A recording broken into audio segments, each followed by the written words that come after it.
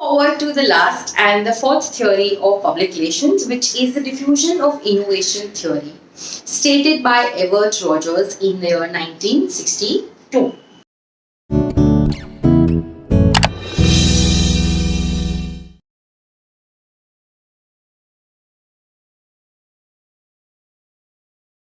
So, Everett Rogers in the 1962 propounded this theory of diffusion of innovation, which basically asked as to how an innovation, how something which is completely new, get accepted or adopted by the people or by the market by and large.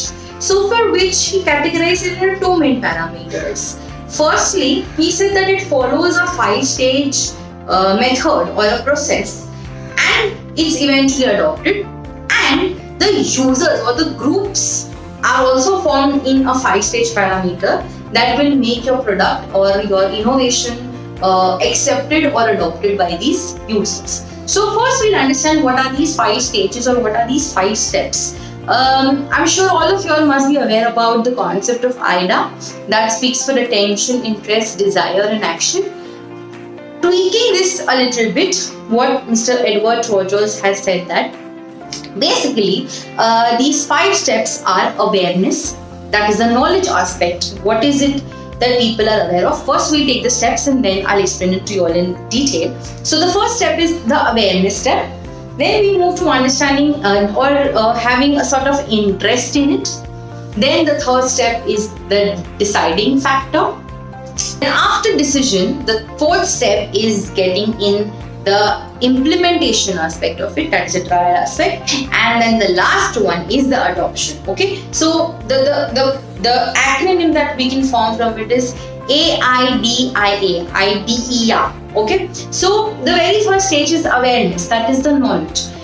Let's say you are a blogger. Okay, you have writing skills, so you start writing on some sort of a social media, or let's just say Instagram as one example. Okay, so you start posting your blogs on Instagram, you write captions, you write it in the form of captions and you let it out for the general public.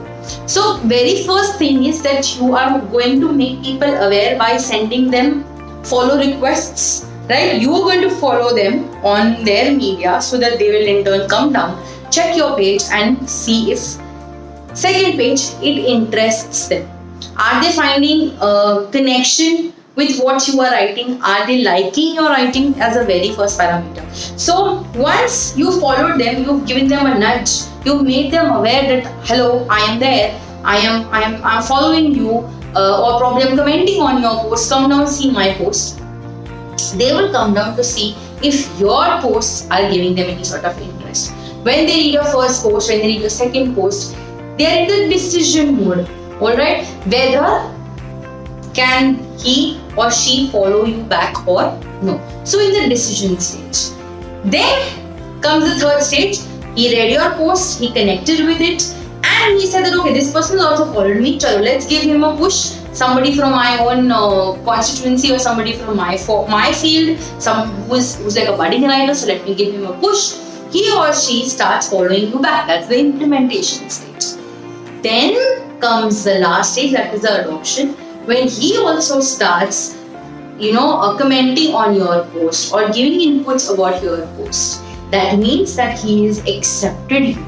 He's adopted that, okay, you are his, in the same field that he is. You both are doing a good job in terms of writing similar posts, or your frequencies match, and you can be a prospective blogger as well. And then he starts recommending it to the other people that okay, he has written a good work, or probably on his story or in one of his comments he gives you a shout out or she gives you a shout out. So what is happening is you've nudged them, you've given them, you've made them aware, you've desired their interest in them, you've made them decide to follow you, you've given them the implementation phase where they have followed you back, and then the adoption stage where they've accepted that you also are one of the bloggers along the same lines and you all can have a longer rapport. So these are the five stages that ideally an innovation is also accepted. So from having just one follower to 5 to 10 followers, then you have 1,000 plus followers, 10,000 followers. So eventually people are going to follow you, are going to like your post, are going to accept your idea. Alright?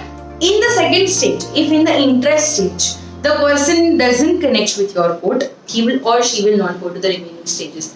The connection breaks there, and you will have to start all over new again with somebody else by nudging them, by making them aware that you exist in the market. So from public relations point of view, they have to understand that if this particular innovation needs to hit with the market, we need to make them aware, we need to make them knowledgeable that hello, we are here, come take our product. So what is the acronym?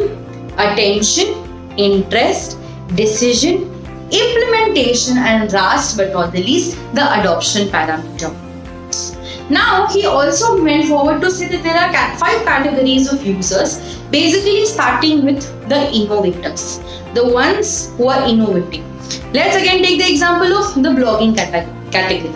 You are a blogger, you've just started venturing out on WordPress, and you've written a few number of posts first before making people aware that you are there. So you are the innovator. You've come up with your own idea. Okay, then you start sending links of your post to people who follow in the second category, which is known as the early adopters. Okay, now what are these early adopters? These early adopters are the ones who accept you before even actually reading your post. So say maybe your friends, your family members, or acquaintances who give you a push up. They read your articles. They start reading articles that अरे हाँ ये हमारे friend ने लिखा ना, चलो हम let's read. They follow, and then they understand अरे क्या लिखा है, super. They just love your idea.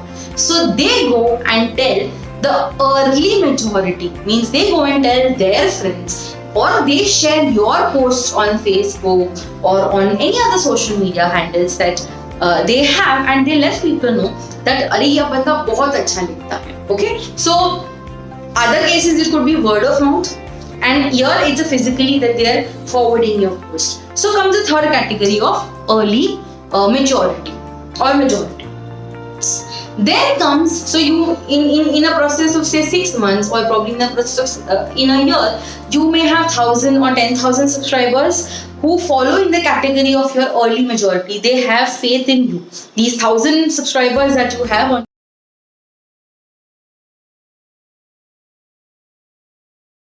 your Instagram, they love your content, and they're going to refer it, and they're going to take screenshots of it, and they're going to publish it every.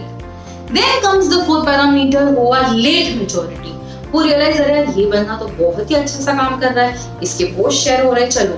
They do not know you directly, but because the second and third people, that is your early adopters and early majority, they have given a positive word of mouth. Everywhere you go, you can see their posters, banners, in terms of your social media handles, and you realize that यार इसको follow करना पड़ेगा, बहुत अच्छा article लिखता है यार, बहुत ही अच्छा बोलता है. And they are the late majority. So they are the fourth kind of your, or the fourth group, or the fourth user, or the fourth person who accepts your innovation.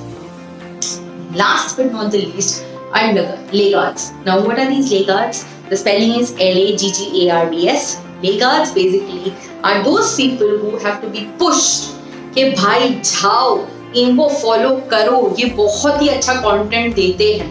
Okay, somewhere down the line, we can also connect this with the recent case of Sushant Singh Rajput. Yeah, so in a way, the person was a very talented guy.